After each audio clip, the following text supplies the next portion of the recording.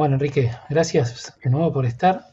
Bienvenido a este espacio donde vamos a Muchas hablar, gracias, Alan. bienvenido a este espacio donde vamos a hablar un poco de nuestro tema en común que tanto nos gusta, que es la genealogía. Y quería hablar hace rato con vos porque eh, las veces que hemos intercambiado alguna conversación, bueno, me di cuenta que vos sabés muchísimo y estás muy especializado, tenés mucha experiencia. Y quería que vos compartas un poco de tus conocimientos acá y bueno, poder dejar un testimonio de tu experiencia, ¿no? En la genealogía, que en este caso se enfoca en el Uruguay. Vos sos uruguayo y creo que el grueso de tu investigación siempre fue el Uruguay, ¿verdad?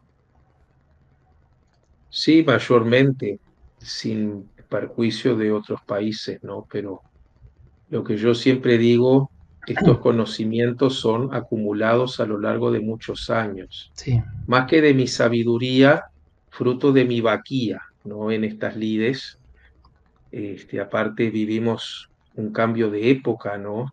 De siglo y de milenio también, sí, donde antes había que hacer todo a mano, era todo tradicional, enviar cartas a Europa, a una parroquia determinada, esperar a que te contestara, es decir, que la carta llegara primero, ¿no? Y que te contestaran después, o sea, los tiempos eran, que hoy es increíble, ¿no? Pero hoy en un clic podés armar un árbol genealógico en minutos, cuanto antes tenías que esperar entre 2 y 3 meses a tener alguna noticia porque era todo por medio de cartas, ¿no?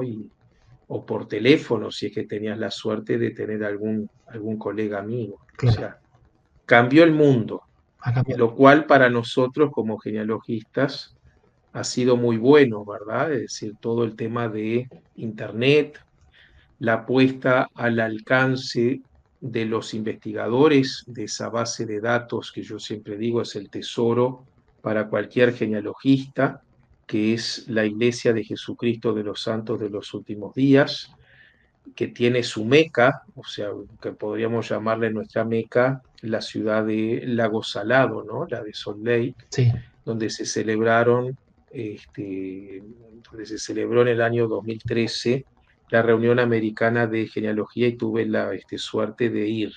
Es un paraíso. qué bueno, qué bueno. Gracias, Enrique. A modo de introducción, te quería presentar para aquellos que no te conocen.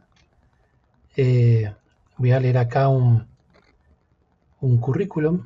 Enrique es abogado, historiador, expresidente del Instituto de Estudios Genealógicos del Uruguay.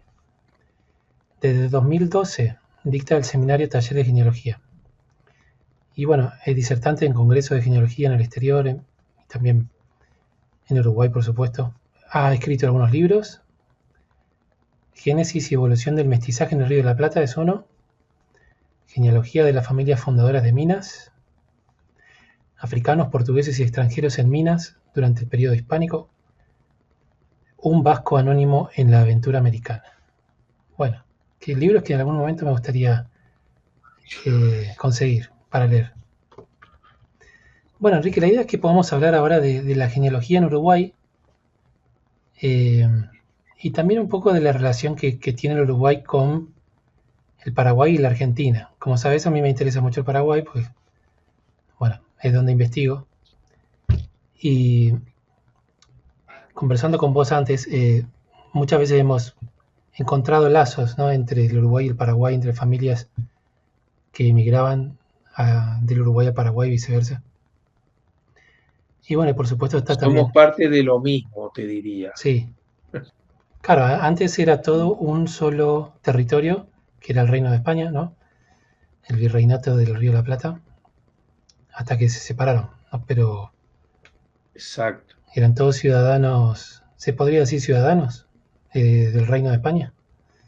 Éramos súbditos del rey de España. Ah, Nosotros no éramos colonias. Eso es lo que hay que dejar bien en claro, ¿no? Porque siempre se habla de la América colonial y de las colonias iberoamericanas. Incluso hay materias en universidades anglosajonas que te ponen Latin American Colonial Studies, bueno, esa materia que no debería existir, porque primero Latinoamérica que no existe, Sí, y Colonial Studies, bueno, por lo colonial nunca fuimos colonias, entonces son errores que se cometen y que vamos pasando de una generación a la otra, ¿no?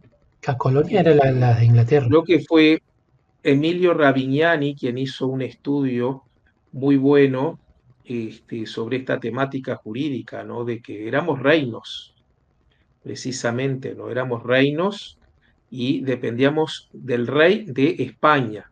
Como estábamos tan alejados, bueno, se nos estructuró en virreinatos, pero éramos todos súbditos de España, a tal punto que cuando el rey, cuando la corona queda céfalo, el poder se retrovierte al pueblo por el concepto de monarquía usufructuaria del derecho español. Entonces, cada ciudad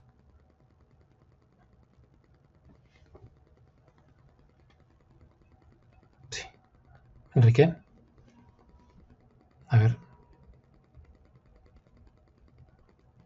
creo que se congeló Enrique. A ver, y ahí está. también Sí, en otras capitales, ¿verdad?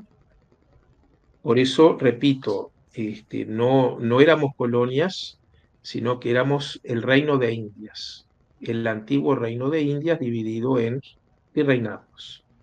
y el tema de las migraciones, digamos, internas, ¿no habían entonces fronteras entre los... No, no se debería hablar de inmigración, porque siendo que estamos todos en un mismo estado, por ejemplo, si tú mañana, Alan, que vives en Buenos Aires, decides irte a vivir a la quebrada de Humahuaca, Sí, bueno, lo que estás haciendo es mudándote de residencia. Y de ahí, si te vas para la Tierra del Fuego, para Ushuaia, también haces una mudanza de residencia. Bueno, lo mismo pasaba acá. Un virrey que pudo haber nacido en Mérida, por ejemplo, o sea, un súbdito nacido en Mérida, en el reino de la Nueva España, se pudo trasladar aquí y transformarse en un virrey. claro, Y me refiero al virrey Berti, ¿verdad? Que era nacido en el virreinato de la Nueva España. Y del mismo modo, un filipino nacido en Manila pudo haber venido acá para estas tierras sin cambiar de su territorio, de su mismo país. claro. Eso está bueno tenerlo en cuenta porque tenemos la cabeza configurada del siglo XX, siglo no sé. Y Tenemos, yo siempre digo, con la frontera, ¿no? Estamos en ese cuadradito de que cada país se ve que estuvo desde toda la vida, ¿no? Y los demás son diferentes, cuando no nos damos cuenta que tenemos todos un mismo origen. Bueno, de hecho, no hay región en el globo terráqueo de más de 20 millones de kilómetros cuadrados que tenga una misma historia, una misma lengua, sí, las mismas costumbres, incluso hasta las mismas familias. Entre los conquistadores, entre ellos eran todos parientes, por ejemplo, ¿verdad? claro, se ¿Sí? contraían matrimonio las hijas de los conquistadores con los hijos de los conquistadores. O sea, eran todos familia. Bueno, pero esa primera generación de Cortés, Pizarro, Orellana, eran todos primos terceros, provenían de la nobleza de Extremadura, o sea, eran parientes. Ajá, Fue una empresa más bien familiar, ¿verdad? Pero, y bueno, y eso hace también que a muchas familias de uno y del otro lado del Río de la Plata también tengan raíces comunes, ¿no? claro. Incluso muchos de los inmigrantes que llegaron, ya ahí sí hablamos de inmigración después que nacemos a la vida jurídica, tanto el Uruguay en 1830 como la Argentina, ¿verdad? Ahí sí ya podemos hablar propiamente de una inmigración, ya sea de España, de Francia o de Gran Bretaña, Portugal o de Italia mayormente, ¿no? Hacia mediados del siglo XIX, muchos italianos que vinieron a radicarse o a Buenos Aires o al Uruguay recientemente nacido, ¿no? Familias que quedaron de un lado y del otro. Claro. Y en el caso del Uruguay, Eh, de, ¿Cuáles son las familias más antiguas que se instalaron en ese territorio? ¿Desde la época de la conquista ya había gente ahí o eso fue posterior? Bueno, lo que hoy conocemos por Uruguay, la antigua banda oriental, también conocida como la banda de los charrúas, ¿verdad? Sí, Fue la última tierra del Imperio Español en ser colonizada. Hay que tener presente que durante los Austrias, ¿no? Más que nada entre Carlos V y Felipe II, tenemos toda la estructura virreinal armada de América. sí, Todas las principales capitales se fundan. Cuando muere Felipe II en 1598, o sea, en ese prácticamente siglo que va de 1519 a 1598 de estos dos reyes, tenemos el corpus, las leyes de Indias, tenemos todas las capitales, toda la estructura armada. Y lo único que había quedado por fuera era precisamente esta banda oriental. ¿Y por qué? Bueno, primero, eran tierras pobres. Cuando digo pobres es que no había riquezas minerales para explotar, ni oro, ni plata, ni cobre. sí, También la población, los indígenas nativos, no eran indígenas dóciles, es más, siempre nunca quisieron la presencia de extranjeros, ¿no? Es decir, defendían su tierra y no se avinieron a la evangelización, salvo después los guaraníes con las misiones jesuíticas, que fue el gran aporte que hizo España a esta región, ¿verdad? sí, Con las misiones jesuíticas. Entonces, la vieja banda oriental era, después, sobre todo de la ganadería, empezó a cobrar una importancia geopolítica y también una riqueza, la riqueza pecuaria, que es la riqueza nacional hasta el día de hoy, que no la tenía antes. Y ahí empiezan otros actores a disputarse estas tierras. Cuando ya tenemos el ganado, ahí viene la gente. Por eso yo siempre digo, el Uruguay es un país, hoy es un país donde el ganado llegó antes que las personas.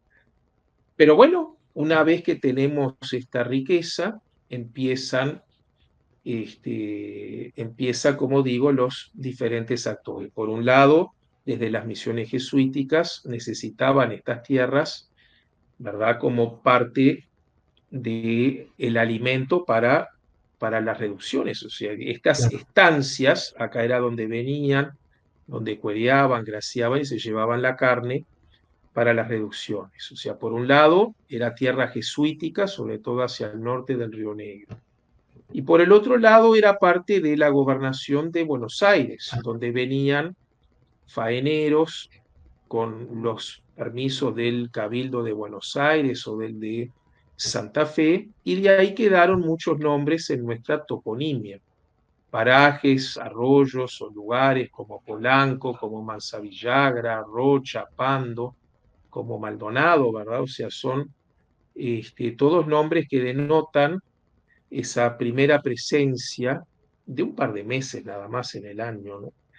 claro. Pero el Estamos, primer núcleo, podríamos llamar civilizatorio antes de Montevideo, se sitúa en el suroeste oriental, Colonia. precisamente en Villa Soriano, que Ah, este año pasado festejó 400 años, ¿no? Si bien nació como una reducción, incluso del otro lado de la banda oriental, ¿no? Es decir, del lado de la Argentina actual, sí, fue trasladada después en 1718.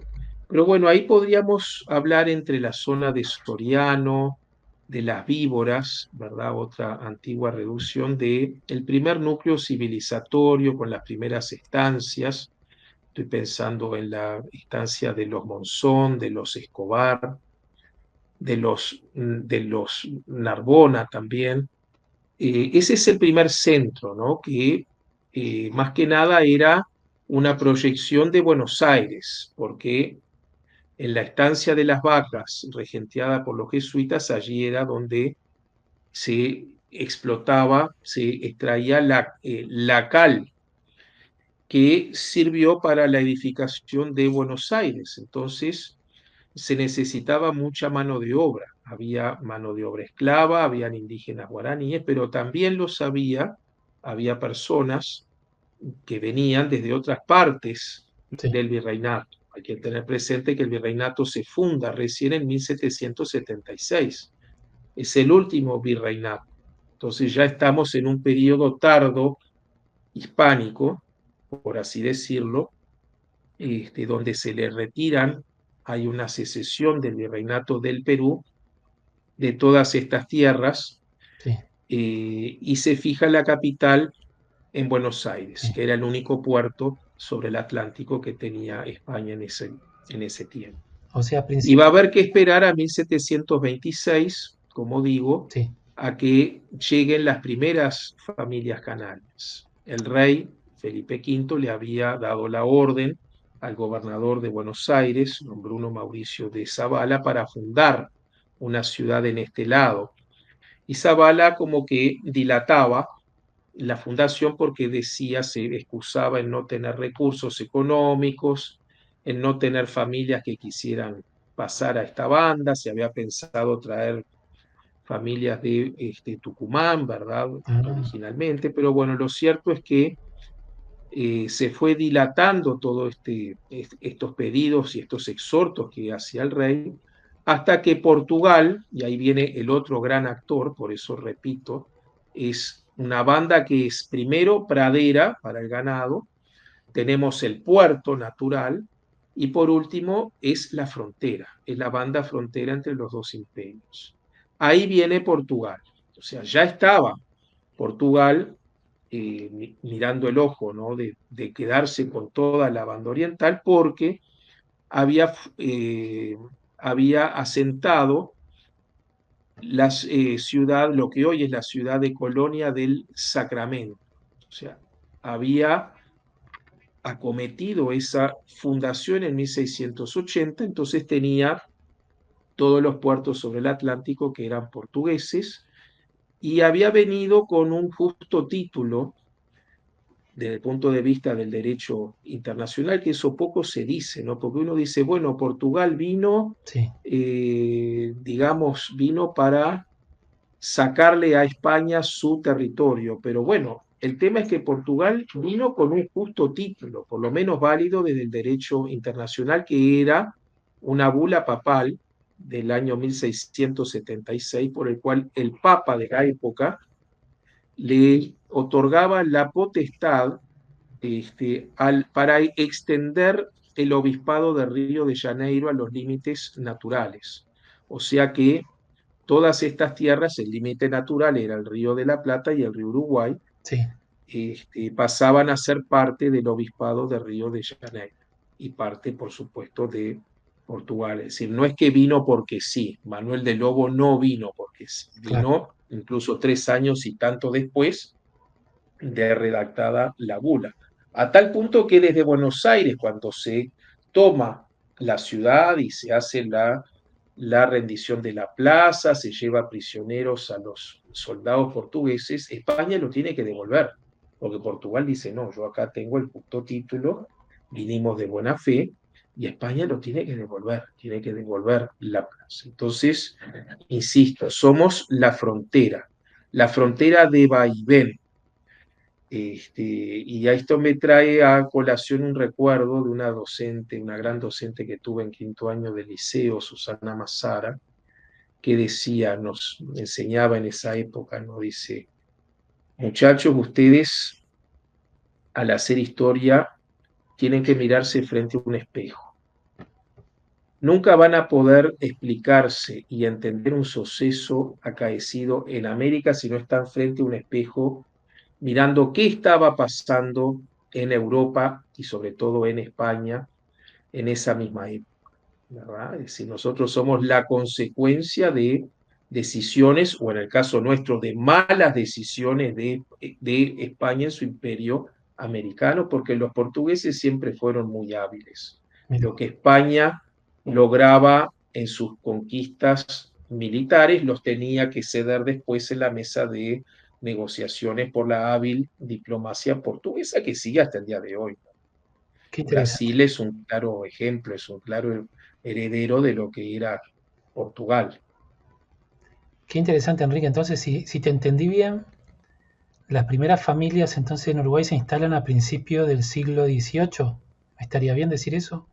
Sí, estaría bien decir que, digamos, hay una política que, digamos, es encausada por la corona española de traer familias canarias, de las Islas Canarias. O sea, se hace entre 1726 y 1729. Ahí vienen las primeras familias canarias. Se había pensado también traer familias de Galicia, pero bueno, eso no se llevó a cabo. Entonces, sí, las primeras familias canarias vinieron en esa fecha, entre el 26 y el 29. Pero vos La mencionás, expedición primera fue la de Nuestra Señora de la Encina.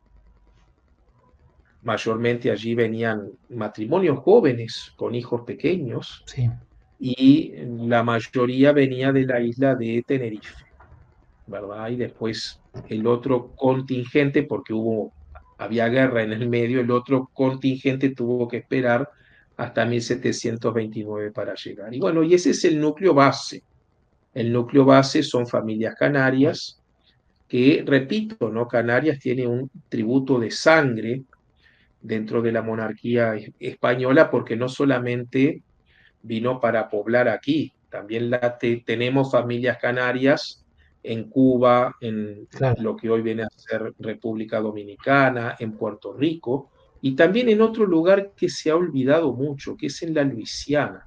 Ah, en Estados La Unidos. Luisiana cuando fue española, esos 40 años que prácticamente fueron a parar allí muchísimas familias canarias, a tal punto que se nota muchas veces más la influencia española que la francesa. Pero bueno, lo cierto es que Canarias siempre estuvo presente este, en lo que viene a ser la fundación de ciudades con ese tributo de sangre, ¿no?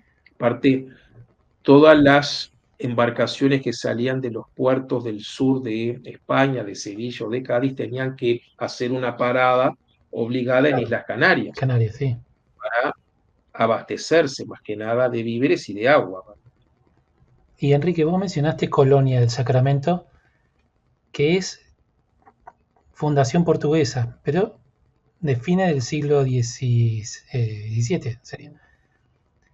Entonces, 1680 sí. exactamente.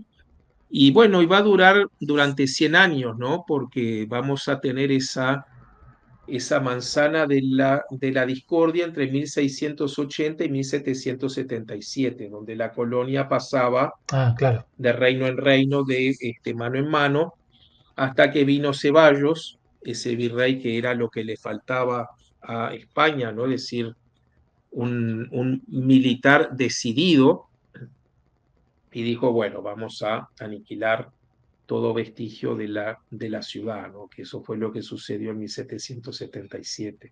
Lo que nos privó a nosotros en lo que después fue el Uruguay de una ciudad fuerte, mm, ¿verdad? O sea, nos dejó un poco rengos, ¿no?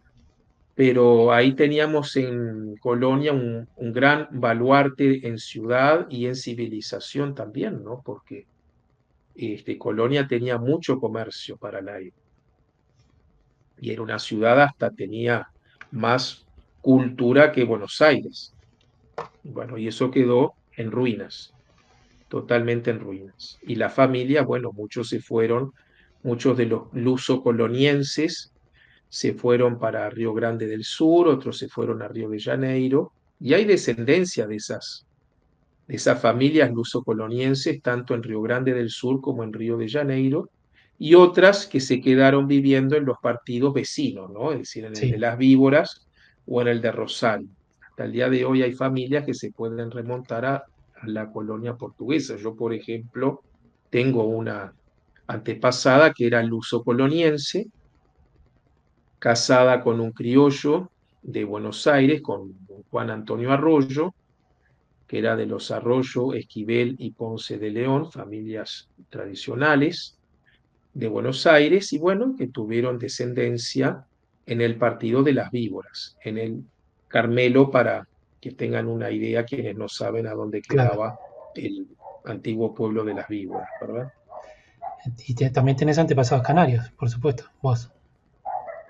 Sí, sí, tengo de todo, soy Sí, un crisol de razas, como quien dice, ¿no? O sea, de España, te diría que prácticamente tengo algún antepasado en todas las autonomías españolas actuales. wow, Así que por toda la geografía española tengo antepasados, y en Portugal me pasa exactamente lo mismo. Prácticamente en todas las divisiones administrativas actuales tengo antepasados, porque bueno, todo uruguayo que se precie de viejo, de criollo viejo, es una fusión entre lo portugués con lo español, ¿no? Esa frontera de vaivén que decimos políticamente, bueno, también tenemos un correlato en la demografía. claro, ¿Cuánto de portugués tenemos? No solamente por la colonia, sino también por la frontera seca de Río Grande pasaban muchos brasileños, ¿verdad? Incluso después de creado el Uruguay, nosotros habíamos abolido la esclavitud, pero Brasil no. sí, Entonces se fugaban muchos esclavos para ser libres.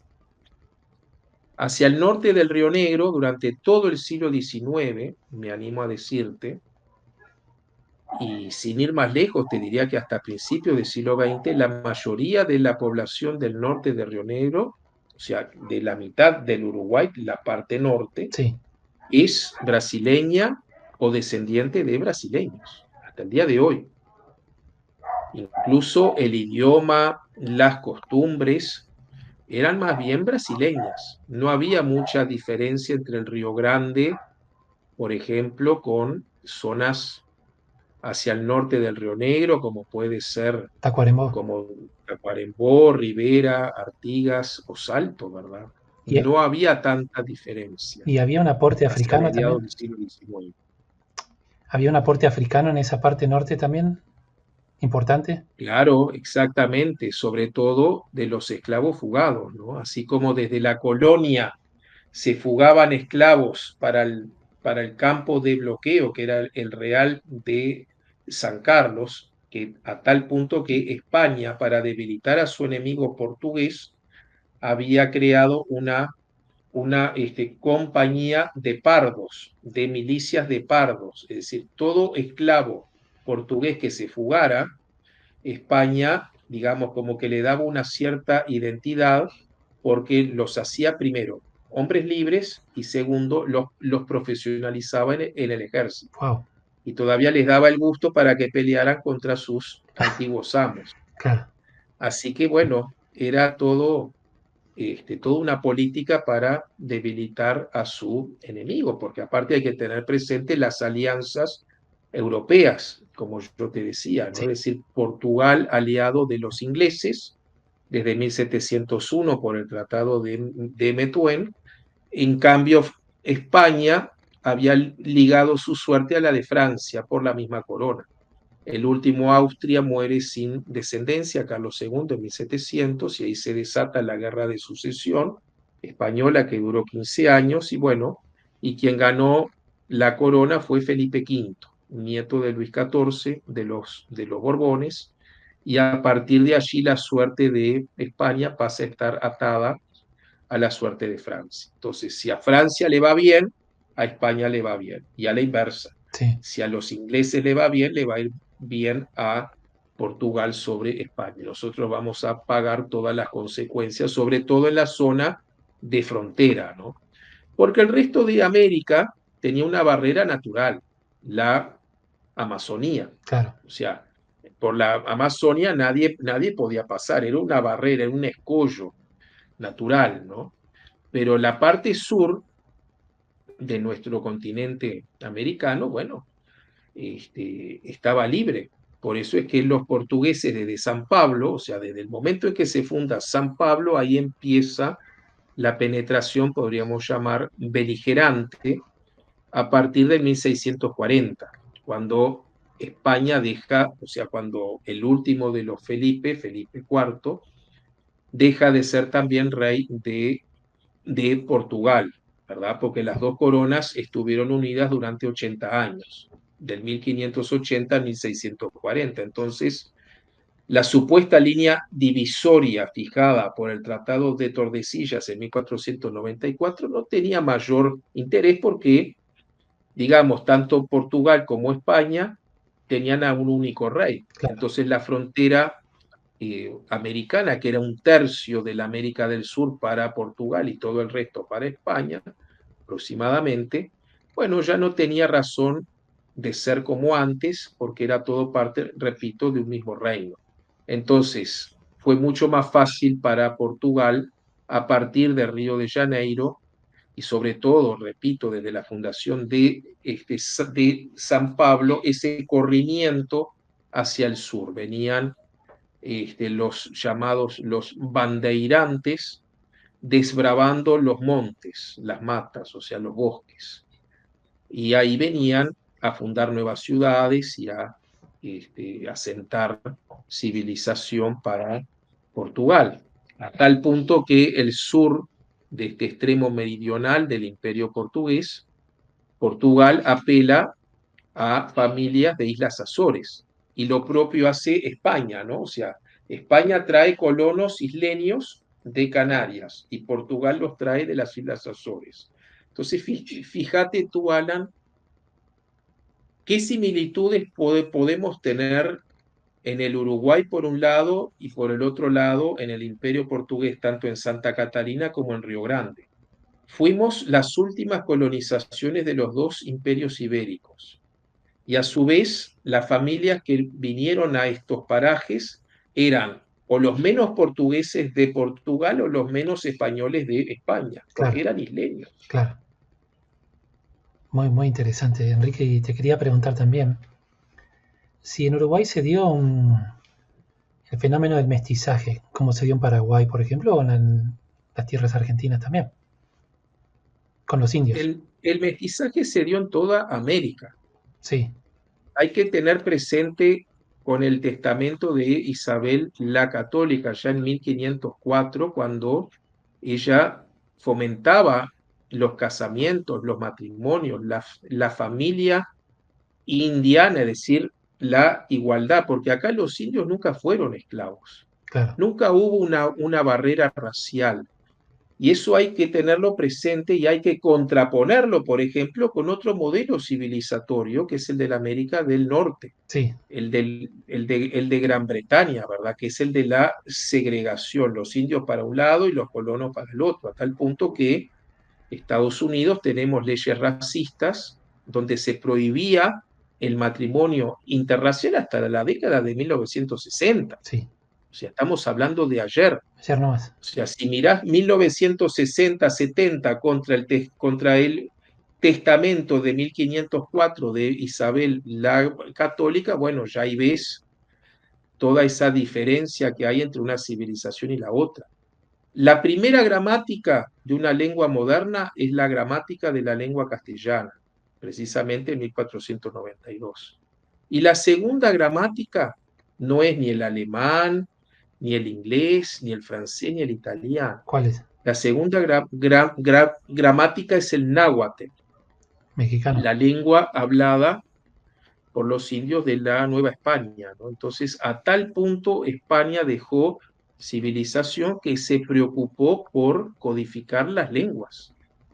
Y los jesuitas evangelizaron en la lengua nativa, en el idioma guaraní. Claro. Y entonces, pero hubo, como se dio en Paraguay, por ejemplo, que los conquistadores se casaron con las hijas de los caciques. ¿Eso sucedió en Uruguay en algún momento o no se llegó a darse?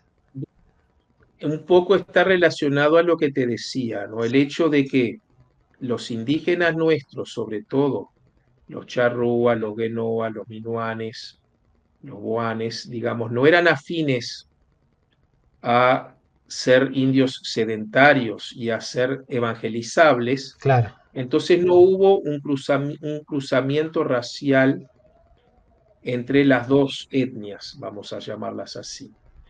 Pero sí hubo un mestizaje hispano-guaraní, ¿verdad? Es decir, es el mismo que lo hubo en Asunción, en Corrientes En Bolivia también. y en la banda oriental, sobre todo más que nada con el indígena guaraní, que era el indio, ya que era cristiano y era el brazo armado de la corona española. El indio Tape, ¿verdad? El que venía de los pueblos misioneros, se lo llamaba, por ejemplo, para sitiar la colonia del Sacramento y para construir pueblos y villas. No hay un solo pueblo de la banda oriental donde no hayan intervenido los indios Tapes. O sea, fueron los constructores, los hacedores de todas nuestras ciudades.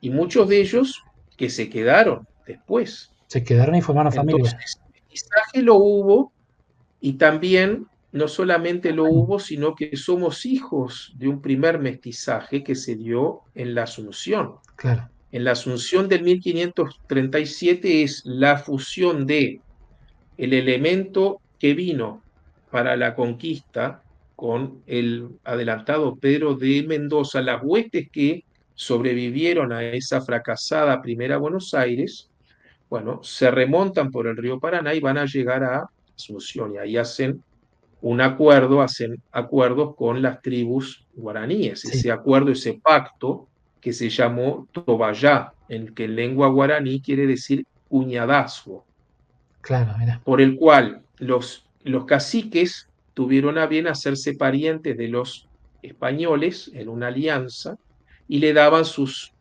hermanas y sus mujeres para los españoles.